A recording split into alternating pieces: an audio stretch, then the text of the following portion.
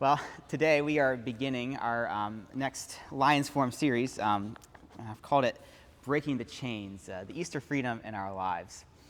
And sort of as the sort of grounding verse of this series, I've decided to use Psalm 107, verse 14, which reads thus: He brought them out of darkness, the utter darkness, and broke away their chains. He brought them out of darkness, utter darkness, and broke away their chains.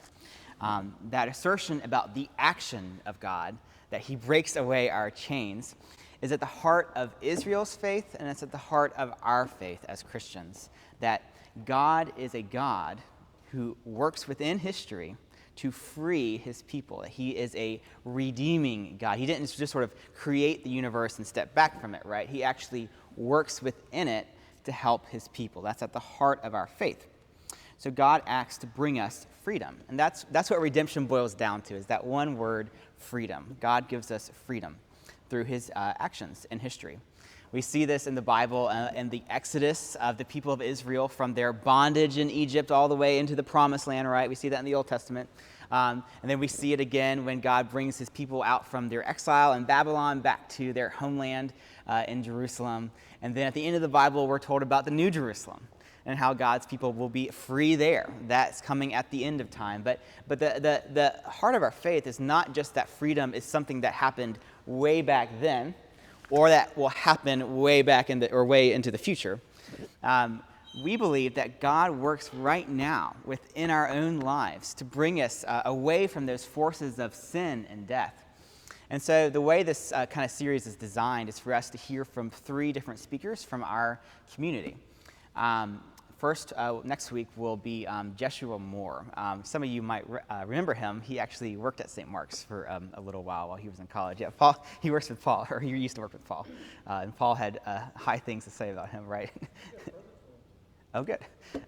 Well, he will be with us next week at 10 a.m., and he has trained to be a missionary. He actually grew up as a missionary in the mission field, and he has actually been preparing for the last few years to become a missionary to Benin, which is it's a skinny little country on the sort of western coast of Africa.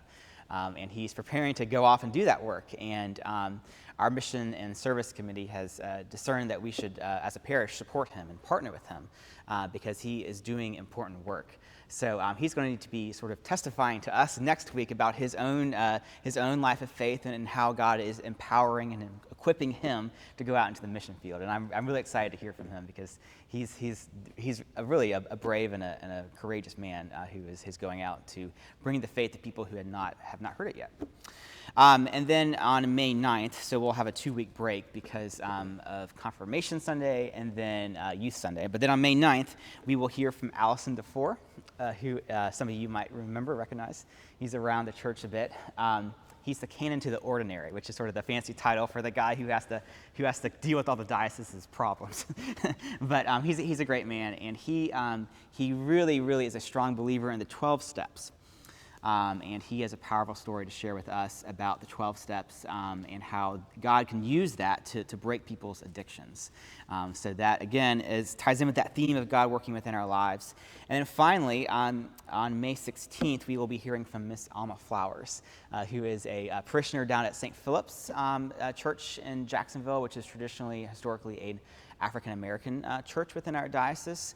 St. Philip's holds a very important place in our history as a diocese. And indeed, African-American Episcopalians hold an important place in the history of our denomination. So we will be hearing from her a little bit about that and how God has worked through our African-American brothers and sisters to bring us together as a church. So I am looking forward to all three of those speakers. But before hearing from them, today what I wanted to do is sort of ground us scripturally by looking at the gospel text, what they had to say about resurrection. So last week we began our Easter journey, right? Last week was the actual Easter day, but Easter is a whole season, right? It's 50 days, and it's 50 days where we remember again and again and again God's central redeeming act in history, the resurrection of Jesus Christ from the dead. It is that action that sort of stands as the pinnacle of how we understand God as a redeeming God, that he actually works within history, and he's done that through raising Jesus from the dead. But is this story true? Is this story true? Increasingly, over the last sort of several decades, we've seen culturally a shift from understanding Easter as an historical event to understanding it more as a spiritual experience. Just this past week, a politician who will remain nameless, but a politician tweeted that Easter had a more transcendent meaning than the resurrection of Jesus Christ. That there was more to Easter than just the resurrection of Jesus Christ. And I don't mean to attack him politically, but just to point to that as sort of a trend in our society of understanding Easter not really as something that happened within history, but as a more of a springtime renewal of the earth. Everyone feels a little happier because, well, maybe not today, but it's sunshine and spring and flowers and everything, feels much better in the spring, right? Another example of this came a couple years ago. The president of Union Seminary, Union is a seminary in New York who's had a number of notable students and teachers there. The president of Union Seminary, though, a couple years ago, wrote in the New York Times, she said, "When you look in the Gospels, the stories are all over the place. There's no resurrection story in Mark, just an empty tomb. Those who claim to know whether or not it happened are kidding themselves." This is a Christian writing this. "But what happens on Easter is really the triumph of love in the midst of suffering. Isn't that the reason for hope?" So this president of a Christian seminary wants us to believe that Easter is really just about the triumph of love in the midst of suffering, and that's really the basis for our hope. Barbara, you're raising your eyebrow. I raise my eyebrow too when I read that, because again, it just seems sort of so abstract and vague. How can we have any hope and the victory of love in the midst of suffering if the actual historical event of Jesus Christ rising from the dead, if that didn't happen? The problem, though, as she points out, the New Testament, the way it reports the resurrection, is kind of all over the place. It leaves us often with more questions than it does answers. First of all, if Jesus Christ really rose from the dead, why didn't the gospel writers write more about it? Each gospel writer spends a good portion of his text writing about the death of Jesus Christ. There's a good portion dedicated to that event. But the resurrection of Jesus Christ in Mark, Matthew, and Luke only takes up one chapter. And then in John, it only has two chapters. So again, you would think that if this really happened, the gospel writers might have written more about it, right? Also, why do the details about the resurrection vary so widely? We'll get into this in a minute, but you'll notice that each writer has different things that he reports. So if the resurrection happened, why wouldn't the gospel writers get on the same page about what happened? And then finally, as each writer, reports their events, why would they leave so many questions hanging? Again, the stories that they report, they bring up more questions than they do answers, and we get more of a loose, more of a mysterious, and more open-ended sense to these stories, rather than the crucifixion. Again, the way the writers write about it, it's so precise. It's so like they want you to know the facts, versus like in the resurrection stories, everything is more open-ended. So we'll dive into that in a minute. But all of this has led a lot of scholars to kind of look at the gospel text of the resurrection and say, all right, here's what happened. The early church, they had their leader die, right? And then they had some sort of an experience, some sort of feeling of his presence again after his death. Jesus didn't really rise from the dead. Rather, what the early church experienced was a feeling of his resurrection. And to explain this feeling, 30, 40, 50 years after Jesus' death, these gospel writers come along and they make up these stories. They fabricate these stories as a way of explaining that feeling. That's what a lot of scholarship is trending towards, this sort of assertion that what the gospel writers are reporting is not historical fact, but more of an explanation for a feeling. More of an explanation for a feeling. Is that true? Is that true? That's what we will be dealing with today. And what I want to do is compare Mark, Matthew, and Luke. We're going to leave John out because John's in his own little universe. But Mark, Matthew, and Luke are nicknamed the Synoptic Gospels. They see Jesus in a very similar way. But we'll notice that they also have different diverging details. So I want to first begin with Mark. Mark is probably, we don't know for certain, but probably the first gospel to be written. This was probably written towards the end of the 50s, first century.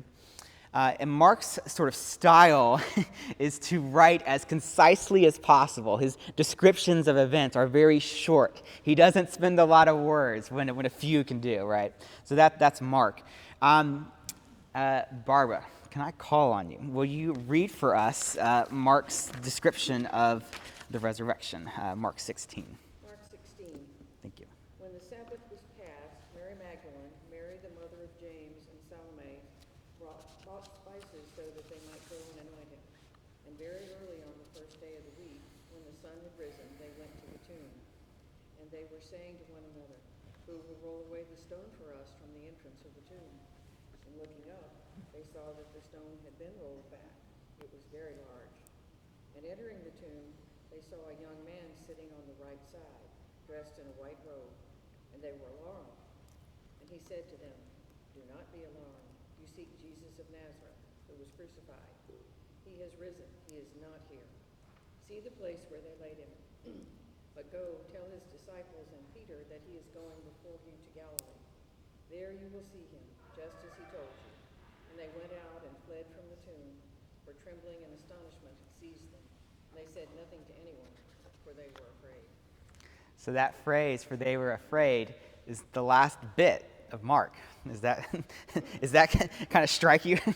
That's a very strange way to end a book, right? For they were afraid. Grammatically, it's also kind of weird. The way the Greek works, Mark cuts off with a preposition. So why would you end a book with a preposition? This is such an odd ending to a book that what happened was some scribes. So scribes in the ancient world were very important. There was no copier machines. They didn't have like printers. You would have to copy a text. You would have to sit there by hand and write everything out onto papyrus.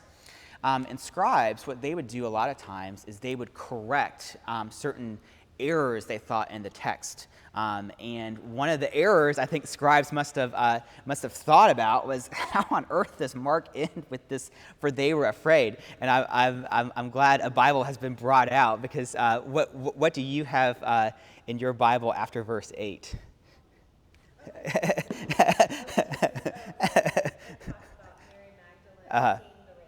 Mm-hmm. Yeah. So what happened was different scribes came along and they gave us other endings. Mark, he couldn't possibly have meant for this to be the end of the story. And so there are several attempts actually at sort of tying up these loose ends. There's a shorter ending to Mark, and then there's a longer ending to Mark. But does your Bible have like brackets around it? Yeah. So that's the way of your Bible letting you know that it's questionable that this longer ending to Mark is really real. It's nicknamed the appendix of Mark. Sort of the most convincing piece of evidence for this is these two versions of the early New Testament, the Codex Sinaiticus and the Codex Vaticanus, which are two of the earliest versions of the New Testament that we have. They both end at verse 8. So that leads scholars to think that is probably where, at least if Mark wrote a longer ending, we don't have it. That's where our Mark bit ends. But let's actually dig into the text and just sort of see these details. So when does Mark tell us this all happens? Anyone? Early in the morning, right. All right, there we go. Very early in the morning, right? Very early. On the first day of the week, right?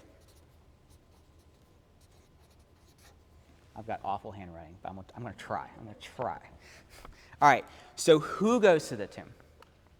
Mary Magdalene, and Salome. Yes. So I'm just going to write Mary M. Mary, right, James. And then Salome. All right. Why have they gone to the tomb? To anoint, right? To anoint.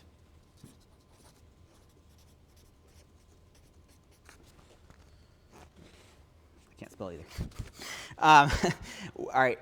What about this stone? Are we given any details how it's rolled away? No. So there's no. So, but it is rolled away. So we'll just write rolled away.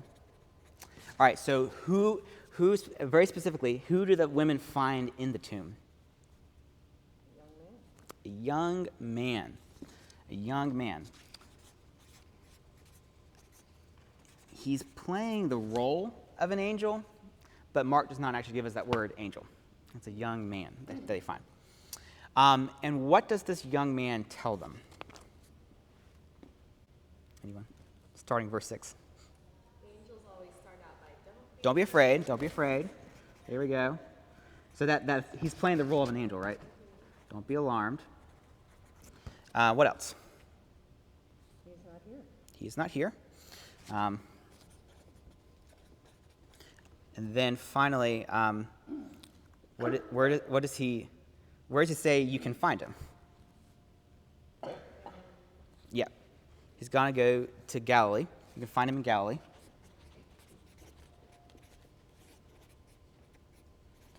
And this is really important. There you will see him.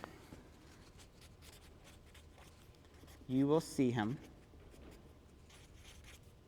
just as he told you. All right. And then what's the reaction of the women? How do they react to this scene?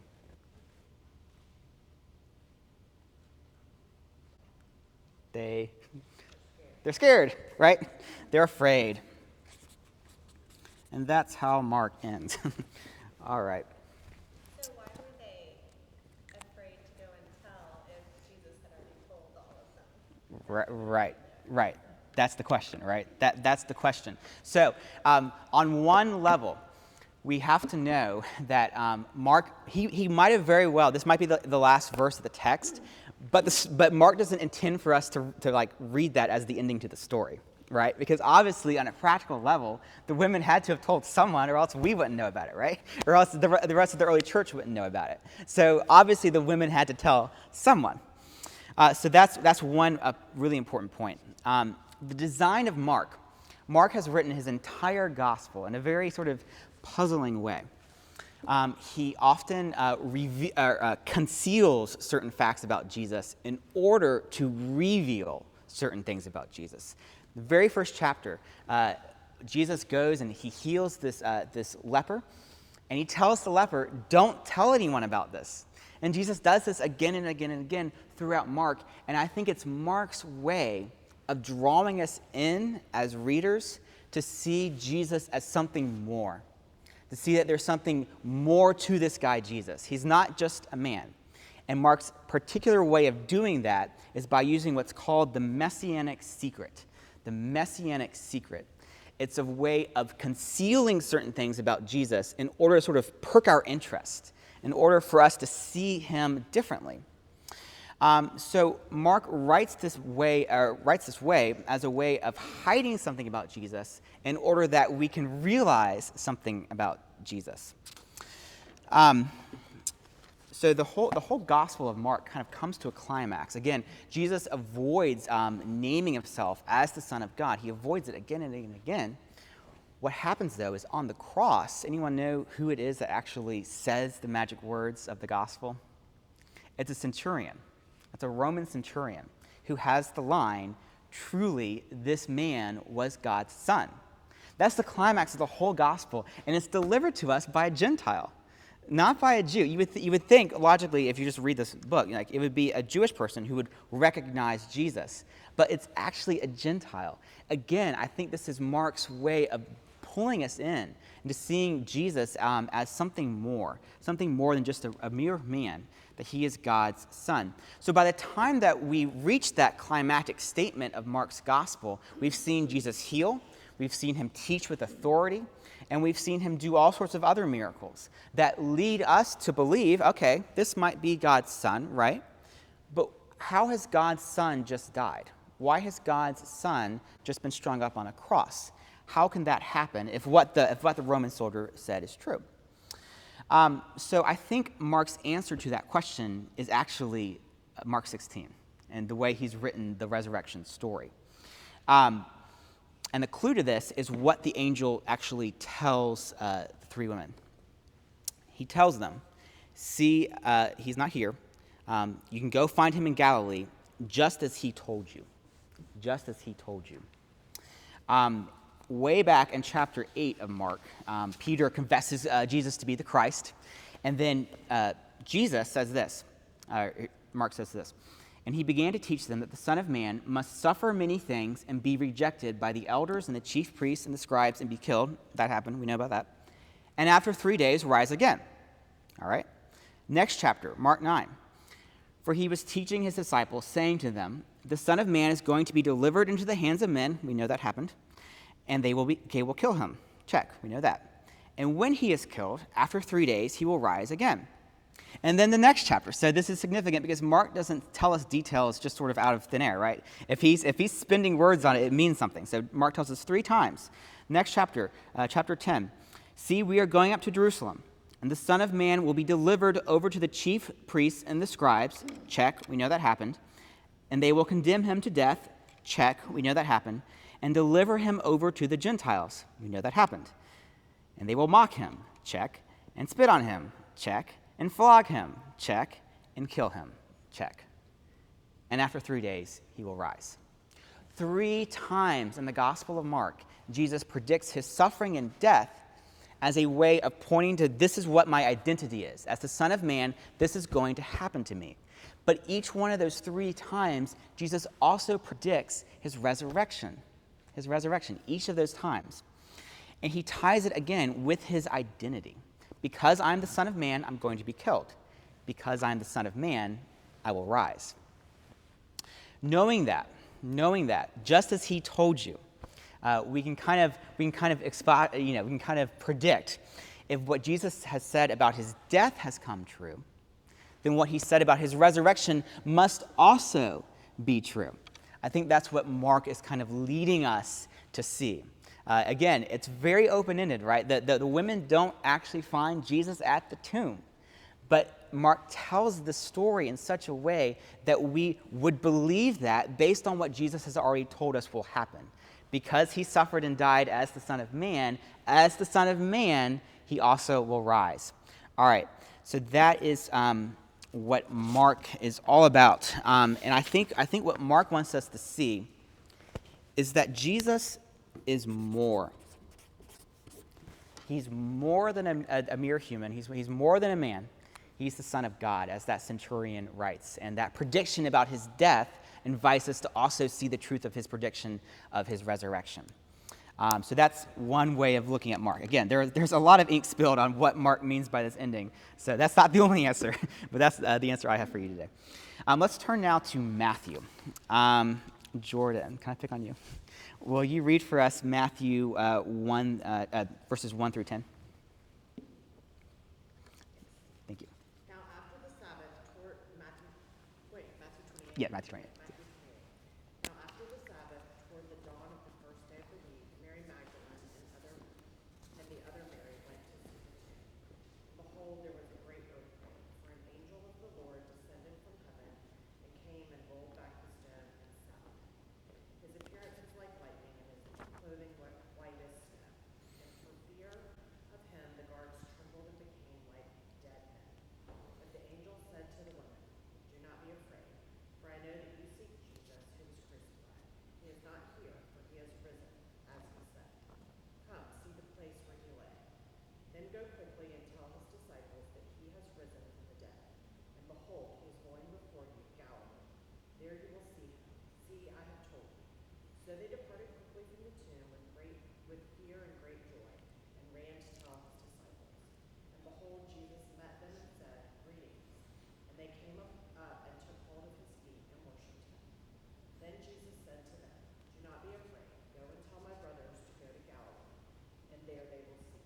Thank you. All right, let's do a little chart again. When does Matthew say this all took place? Verse 1. Dawn of the first day, right? First day. Yep, right. All right, you can see that detail. Who's at the tomb, though? No Salome, right? It's just Mary. Oh, my pen's going. Mary M. and the other Mary.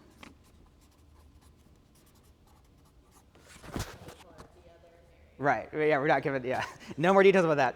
So this is interesting. Why do they go to the tomb? This is all in verse 1.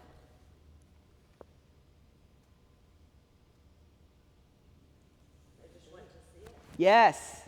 Right? Yes. Why is that interesting? Mark.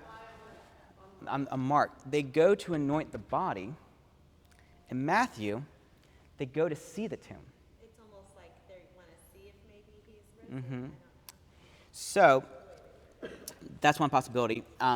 Another thing to know about Matthew, though, we'll get into this in a second, but Matthew has written his gospel to line up with the Old Testament in all sorts of ways. And a Jew, on the first day of the week, after Passover, would not have gone into a tomb. That would make him ritually impure. So Matthew has given us this detail, I think. They're kind of going to see the tomb. And if you look carefully, also, the women don't actually ever go inside the tomb. They're just sort of standing there on the outside so that they don't become ritually impure, is, I think, one interpretation of that. What about the stone there? How is it rolled away? Earthquake. All right, this is the big difference in Matthew. Let's circle that. And who do they find? Anyone? Angel of the Lord. And what about this angel? Like, what's he wearing? Yes. He's not Yeah, just a regular guy. He's got this blazing white, like, Matthew wants us to see a very dramatic angel, right? Not just a young man. And we don't really need to get into a speech, but what's the reaction of the women in verse 8? They have verse 8. Fear and joy, right? Fear and joy. All right, so that's Matthew's retelling of that same story. And in Matthew, there's actually two earthquakes. There's an earthquake when Jesus dies. So this is, if you just open your Bible, it's not too many verses ahead of that. And when that happens, I'm trying to find it. When that happens, the tombs also were opened, and many bodies of the saints who had fallen asleep were raised. And coming out of the tomb after his resurrection, they went into the holy city and appeared to many. Jesus' death sets off this earthquake that raises people from their tombs, and they're walking around Jerusalem. I think it's kind of a funny image, kind of like zombie people. And then there's another earthquake here at the tomb that rolls away the stone. So again, we have to ask ourselves, did any of this really happen? And if it did, why didn't Mark or Luke write about an earthquake or about dead people walking around Jerusalem? What Matthew has written for us, again, is essentially a work of Jewish history.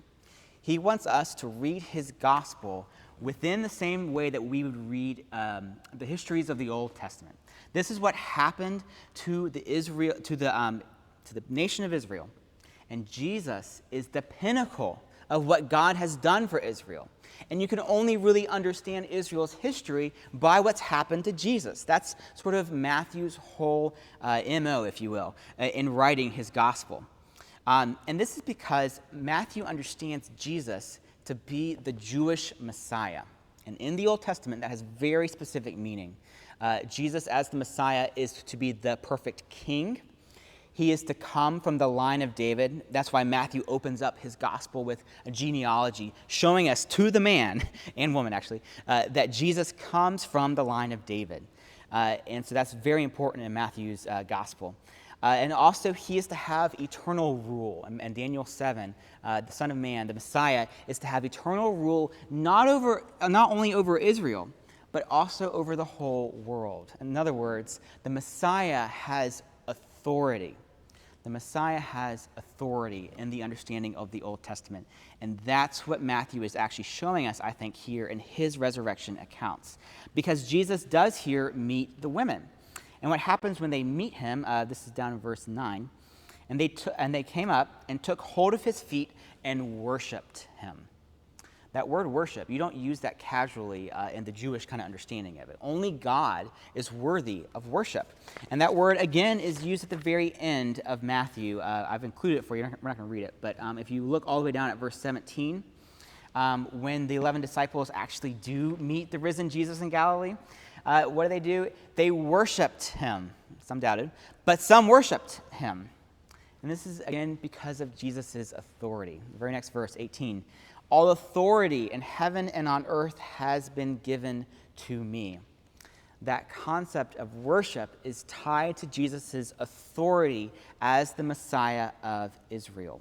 That's what Matthew wants us to see, is Jesus as having authority.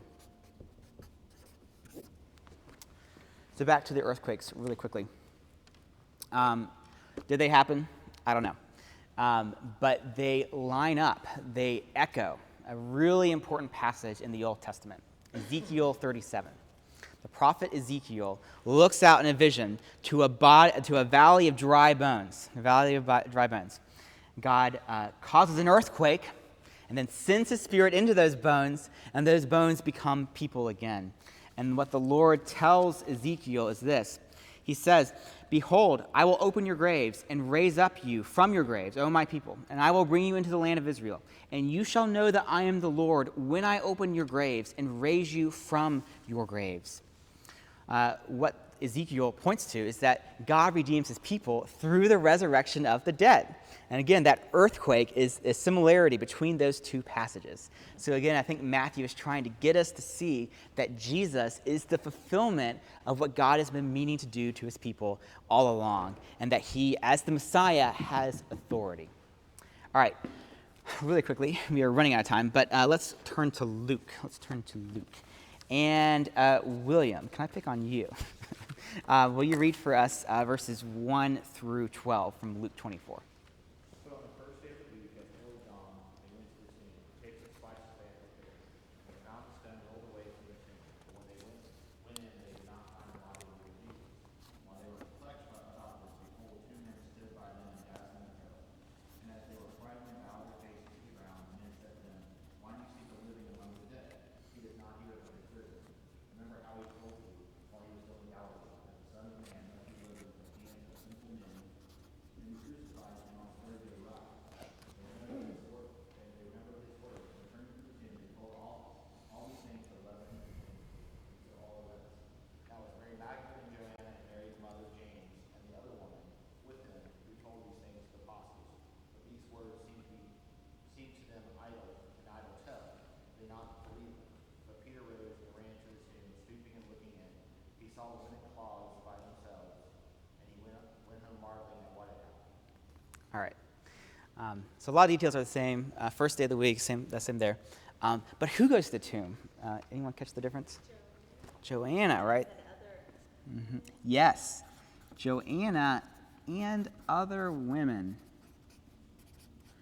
Luke, throughout his gospel, has, many commentators have noticed this, Luke has a special way of treating women. Among the gospel writers, he is kind of the most sympathetic to women, especially their status kind of in the ancient world. He has an understanding of women, especially the way he writes about Mary. Luke is the one who gives us that beautiful Magnificat that Mary sings. And just in all sorts of places throughout his gospel, Luke has a special way of including women. And so I think his image of not only Mary Magdalene and Mary the mother of James, but also Joanna and other women, I think it kind of fits in with his certain respect for women. But let's jump down to the reaction. What happens? What do the women do as a response to this? They go and tell, but verse 11, no one believes them. No one believes them. Yes, I guess Peter. I mean, Peter goes to the tomb. We don't know that he actually believes him. Denying Jesus a few times he did. Right. He actually goes. He goes, right? So Peter does go. And just finally, who do they find there? Two men. Again, I don't know what Luke is doing there, but so they find two men. The really important difference, though, I think, for Luke, that kind of gets at what Luke is trying to tell us in the resurrection, is down there at verse 12. Peter goes to the tomb, as we've noted. He stoops down, looks in, and what does he find? What? Yes, linen cloths.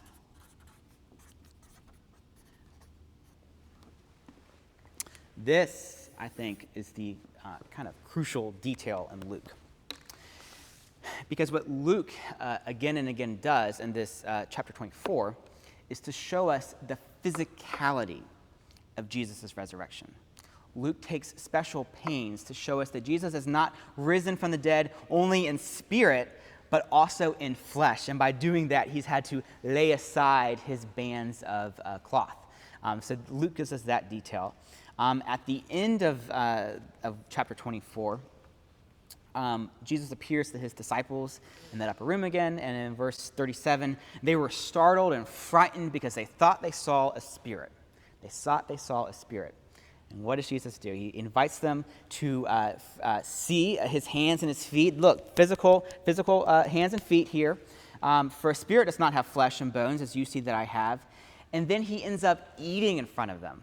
It's the act of eating that convinces his disciples that they're not looking at only a spirit or a phantom. They're actually looking at a physical body that's been raised from the dead.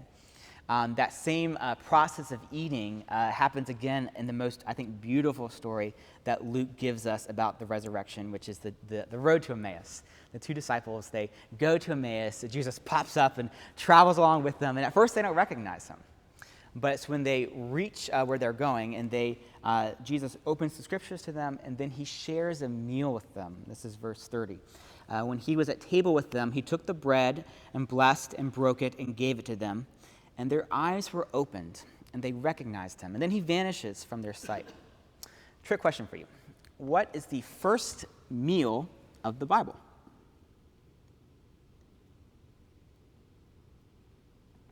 Anyone know? What? A banana. That's a good guess. That's a good guess. Think even earlier, though. Genesis 3. The apple. The apple. That's the first time we find anyone eating in the Bible. That's the very first meal of the Bible. And from that meal, all the problems of the world came, right? No. Here's the interesting detail, though. I think Luke wants us to clue into. This is Genesis 3, verse 7. Then the eyes of both of them were opened, and they knew they were naked. And they sewed fig leaves together and made themselves loincloths. Adam and Eve, after their first meal, have their eyes opened to an unwelcomed knowledge that they were naked and that they had sinned and that they had rebelled against God. Here, though, in Luke 24, Luke gives us that same detail, that their eyes were opened. Their eyes were opened at this new meal. And what I think Luke is trying to do here is to point us to Jesus, who has bodily risen from the dead, as the beginning of a new creation. He's undoing what happened at that first creation, the sin of the first creation. He is now a pointer to the fact that God is starting a new creation. And it's through the physical body of Jesus that I think Luke makes that point. He wants to show us that it's not just a spirit who's been raised from the dead. Jesus' actual body has risen from the dead, and that points to what God is doing in the whole world, that he is part of the new creation. So I think that's what Luke wants us to kind of see. And for Luke, what he's done throughout his gospel, where Matthew has been so concerned to show us Jesus as the climax of Israel's history, What Luke has done, if you actually go back to his genealogy, is to point to Jesus as the pinnacle of the whole world's history. That's so important to Luke. To show us that Jesus is not only the pinnacle of Jewish history, but also the history of the whole world. And as the pinnacle of the whole world's history, he is part of God's new creation. So that's kind of, I think at least, what Luke is doing. All right, so back to our first question. Did any of this really happen? Did any of this really happen? And I think for us, as the first Christians, this is a matter of faith. This is a matter of faith. There's no way of definitively proving for us, living 2,000 years after the event happened, that Jesus is actually risen from the dead. Either you have faith in it or you don't. But what I think it is safe to say, contrary to what a lot of scholars I think believe, that the resurrection stories were just made up to explain a feeling. The actual historical nature of the event is very important to both Mark, Matthew, and Luke. Mark, Matthew, and Luke really believe the resurrection happened. And that invites us, as Christians living 2,000 years later, to see that same historical event as actual and factually true. It was important to Mark, Matthew, and Luke, and therefore it's an important part of our faith too. It's not just sort of a spiritual experience. Easter's not just a spiritual experience. It is an actual historical fact. So Mark looks at the empty tomb and he finds validation for his claim that Jesus is the Son of God, that he is someone more. Luke looks at the empty tomb and Matthew looks at the empty tomb and finds it as proof of Jesus' messiahship, that he has authority. And Luke looks at the empty tomb and he sees Jesus as the beginning of a new creation.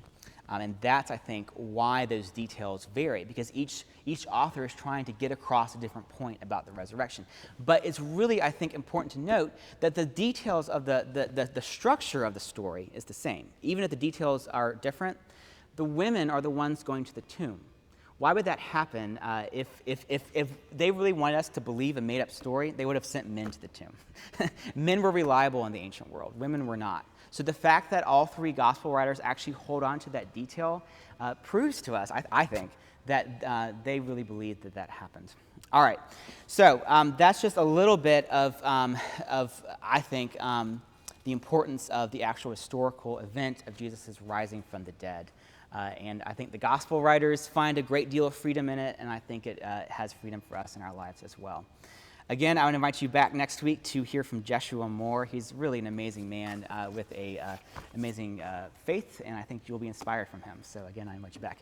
But we've got to go. So just real quickly, Heavenly Father, I ask you to give us grace this week, to give us a sense of your freedom through the resurrection of your Son, Jesus Christ. It's in his name we pray. Amen.